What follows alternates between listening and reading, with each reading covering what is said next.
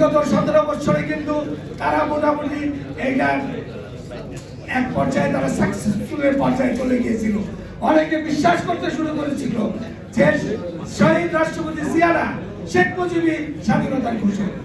আমাদের এই মিথ্যাকে বাদ দিয়ে সত্যকে প্রতিষ্ঠা করার জন্য বারবার প্রচার করতে হবে, সাধারণ মানুষের কাছে, আমাদের নতুন প্রজন্মের কাছে পৌঁছে দিতে হবে সত্যটিকে, যে স্বাধীনতার সত্যিকারের ঘোষক এবং স্বাধীনতার সত্যিকারের রূপকার ছিলেন শহীদ রাষ্ট্রপতি জিয়া রহমান।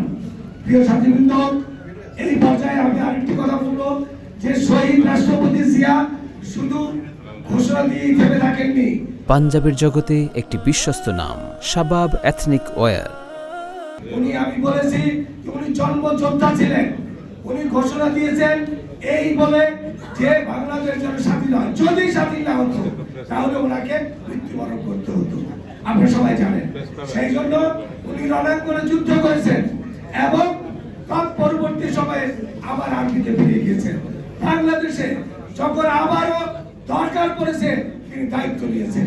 সেটি ছিল তার বাংলাদেশ করার যুদ্ধ। সেই যুদ্ধ কিন্তু তিনি জয়ী হয়েছিলেন, আপনারা সবাই জানেন। এবং আগামী প্রজন্মের জন্য যুদ্ধ করার জন্য তিনি আমাদের কাছে দুটি জিনিস দিয়ে গিয়েছেন, একটি বাংলাদেশি জাতীয়তাবাদ আর একটি বাংলাদেশ জাতীয়তাবাদী দল। আপনারা সবাই জানেন বাংলাদেশ যতবার ক্রাইসিসে পড়েছে বাংলাদেশি জাতীয়তাবাদী সৈনিকরা রুখে দাঁড়িয়েছে,